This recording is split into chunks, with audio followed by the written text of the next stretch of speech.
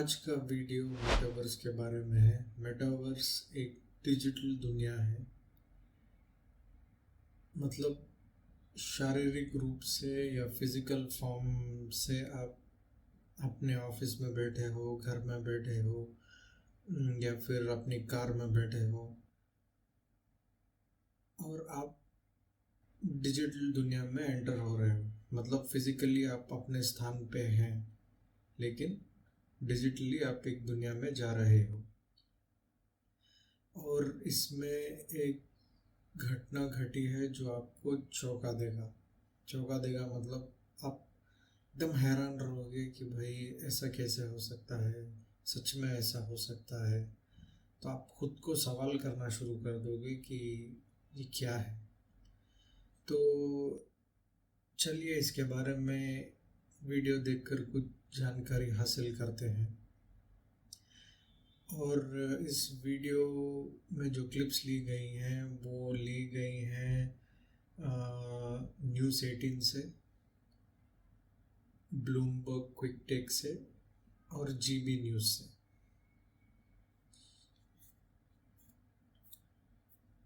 दुनिया की one of the most powerful country Britain में पुलिस पहली बार एक ऐसे रेप केस की जांच कर रही है जो असल नहीं, वीडियो गेम की दुनिया में हुआ है। मेटावर्स एक इमर्सिव डिजिटल दुनिया है जहां आप वर्चुअल रियलिटी हेडसेट का इस्तेमाल करके ऑनलाइन अवतार के जरिए बातचीत और सोशलाइज कर सकते हैं। ब्रिटेन में इस मेटावर्स में एक टीनेज लड़की पर सेक्सुअली अटैक हुआ है, या कहे कि रेप की कोशिश हुई है। डेली मेल की एक रिपोर्ट के मुताबिक 16 साल से कम उम्र की लड़की के साथ ऑनलाइन अजनबियों ने एक वर्चुअल समझ रहे हैं, ये अपराध डिजिटल दुनिया में हुआ है। अपराधी भी डिजिटल दुनिया में है और विक्टिम भी डिजिटल दुनिया में ही है। तो ये अपने वर्ल्ड से कनेक्टेड नहीं है, मतलब जो फिजिकल वर्ल्ड है उससे कनेक्टेड नहीं है, डिजिटल में हुआ है ये सब।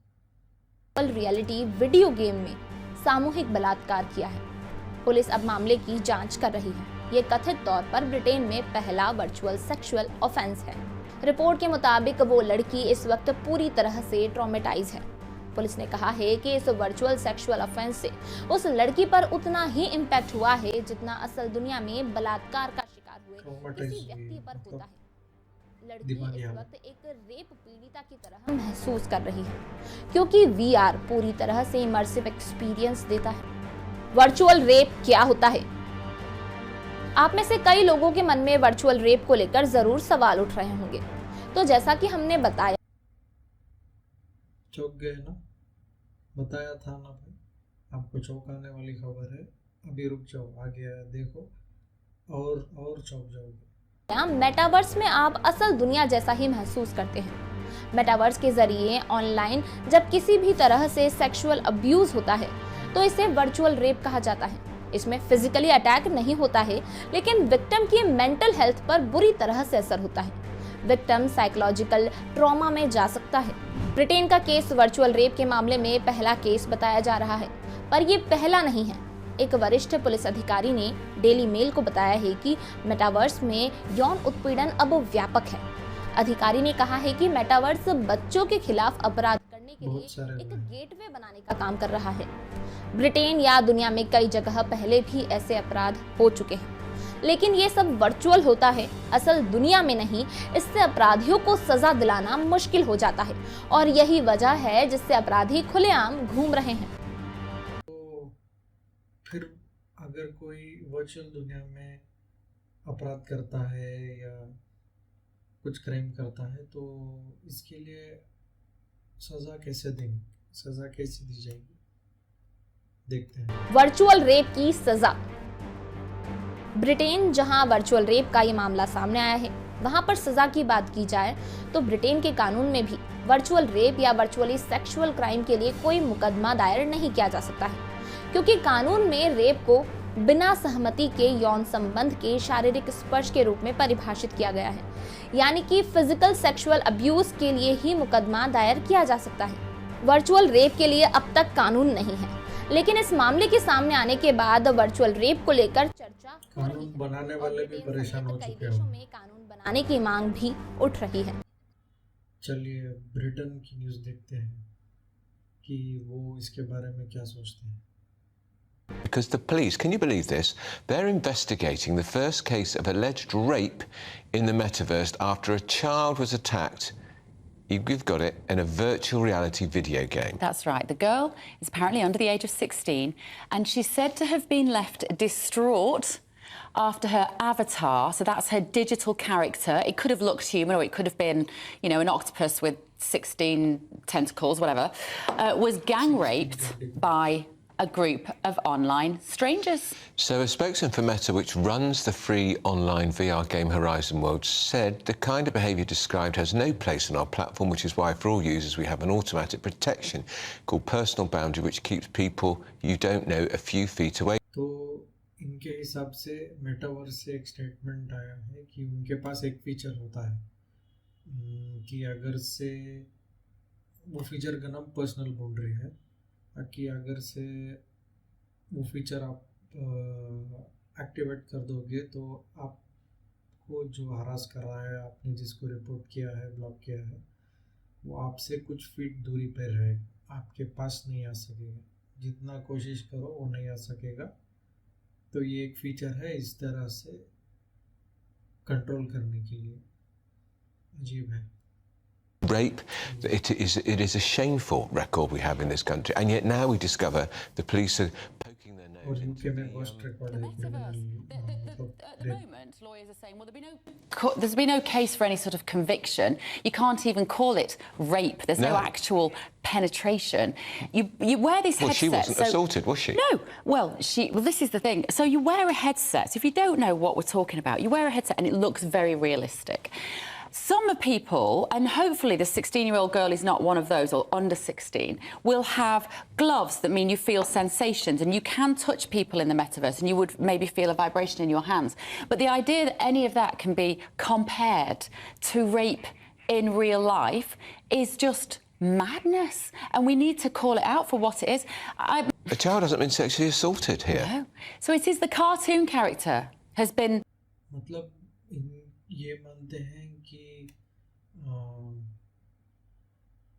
जो मेटावर्स में आप वीआर पहने हुए हैं और आपको उसके साथ ग्लव्स दिए जाते हैं जिसमें वाइब्रेशन होता है कि अगर से आपको कोई मेटावर्स में छुएगा तो आपके हाथ में वाइब्रेशन होगा और वो टच फिज़िकल दुनिया का टच दोनों अलग हैं और इनके हिसाब से ये असल दुनिया में कुछ मायने नहीं रखते और इनके हिसाब से ये भी है कि ये लोग ये असॉल्ट नहीं मानते इसको, मतलब इसको केस के हिसाब से नहीं देखते ब्रिटेन के लोग। Assaulted by a cartoon character. My mind is just blown. I'm sorry that life is coming to this. I think it's absolutely ridiculous. I'm going to put it on now so I can go try and mingle with some people in the metaverse. Hi there. How do you have देखते हैं कि metaverse में actual कैसे दिखता है, मतलब अगर से मेटावर्स के अंदर जाओगे तो कैसा दिखेगा। Hey, it's me. Hi. Oh, we got watches. I've just dropped into a business networking event. Hi there. Is there a portal I need to jump into? What made you buy this? ऐसा आप लोग बात कर सकते हैं। Try this out. What got you interested in VR? At first, I thought it was gonna be kind of gimmicky. I was store like, में गए हैं, मतलब मेटावर्स के अंदर एक स्टोर है और इधर में जो देखो भाई मीटिंग चल रही है। If I owned one of these, would be what I'd want to continue returning for, to meet the people that I have friended in places like Altspace VR or in VR Chat or in Horizon venues. I gotta go back to work, but y'all are cool. I'm gonna add y'all as friends in here. Yeah, I'll see y'all in here in the future. But I was definitely a minority among what is a mostly male population of avatars in most of these spaces. And what tends to happen in a couple of locations. देखो अभी वो बोल रहा है मुझे काम के लिए जाना और देखो इस तरह से आप फ्रेंड को ऐड भी कर सकते हैं। But a lot of male avatars just kind of suddenly zoom over to me just by virtue of the fact that I was an anomaly, being female. And it did feel very uncomfortable And in another platform, I had a guy just trying to follow me around, and myself and another woman who were there actually had to try and mute and block him. So there are tools. Nice meeting you guys. Yeah, nice to meet you too. guys. Nice to meet you too. I gotta head off as well. See you later, guys. Nice See to you meet you. guys. everybody. तो ये कह रही है कि metaverse में मर्दों मतलब mail population बहुत ज़्यादा है और उसमें मेटावर्स में एक आदमी इसका पीछा कर रहा था। अरे भाई,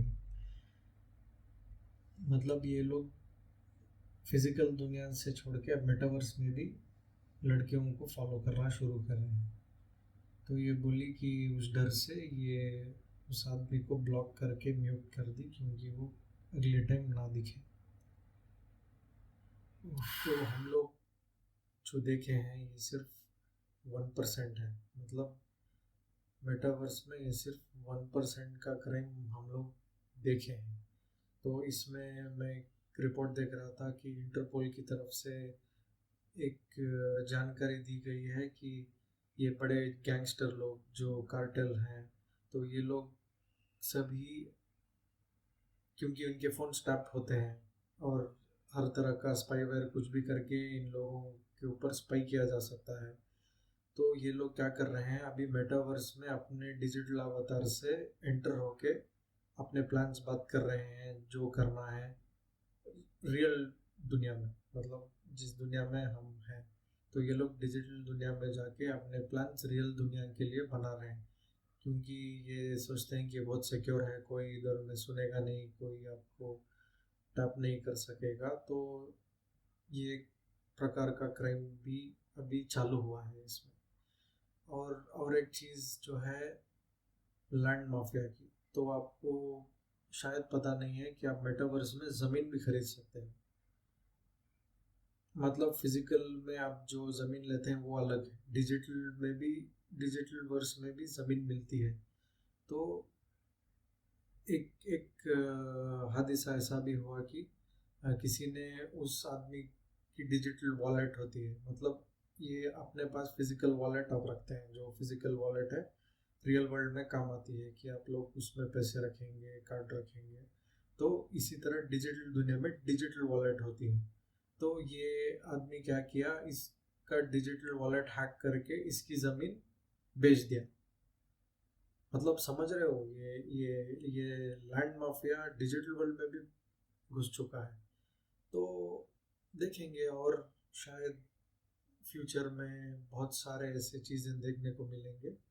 और अच्छी बात है कि हम लोग को इससे अपडेट रहना चाहिए कि क्या हो रहा है। तो अपना अपर हैंड रहेगा इसमें, क्योंकि ये Web3 है, अभी नया नया है। ऐसा नहीं कि आपने रिएक्शन वीडियो देखा, ऐसा देख रहा है, मुंडी हिला रहा है, भाई ऐसा नहीं। अपने वीडियो में कुछ सीखना है, जानना है, क्योंकि आप अपना कीमती वक्त निकाल के अपने पास आ रहे हैं। तो अपने को भी सीखना है, आपको भी कुछ जानकारी देना है। तो उम्मीद करता हूँ आप ये वीडियो पसंद आया होगा और ये सीरीज़ हम लोग जारी रखेंगे और दूसरे टॉपिक्स पे भी बात करेंगे और इस पे भी बात करेंगे। तो मिलते हैं अगले वीडियो में, तब तक के लिए अपना ख्याल रखिए। Thank you.